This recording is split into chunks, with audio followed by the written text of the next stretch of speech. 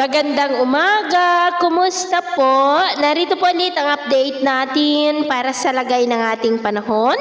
Ngayong umaga po ng July 19, 2026. Sa ngayon po ay patuloy pa rin nakabagat ang umiiral lalo na po sa kanluran ng Luzon na dahilan po ng mga isolated rains na madalas po natin na nararanasan.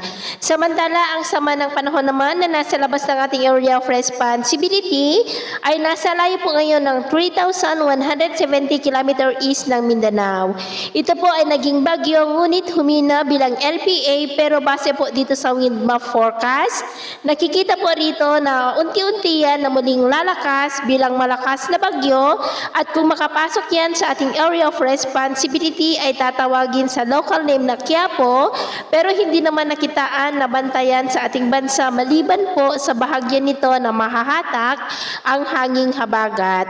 At ito nga ang pinapakita ng forecast model natin pong ginagamit hanggang po sa susunod na 2 linggo. At sa lagay ng ating panahon, ngayong madaling araw ay maayos naman ang panahon sa malaking bahagi ng bansa, maliban lamang sa mga tsansa ng isolated rain sa ilang bahagi ng Batanes, Babuyan Islands, ilang bahagi ng Bicol Region, Northern Palawan, Iloilo, Hinubaan, Cebu, Bohol, ilang bahagi ng Leyte, Samar Island, Davao Oriental at Basilan.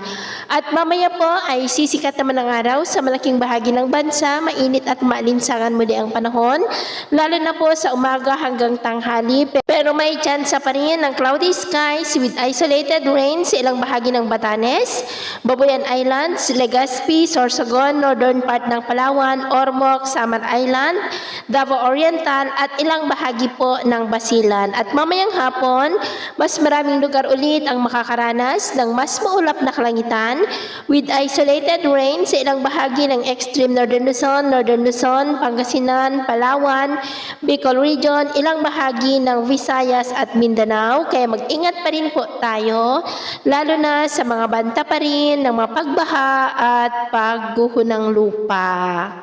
At sa atin naman pong mga baybayin, wala po tayong nakataas na gale warning signal sa ngayon, pero iba yung pag-ingat lamang po kung papalaot tayo para mas makaiwas sa mga sakunang pangkaragatan. So yun po ng latest update natin sa araw na ito. At ako po muli si James na nagsasabing sa kahit na pagsubok po na darating sa ating buhay, huwag na huwag po tayong mawawalan ng pag-asa. Thank you and God bless!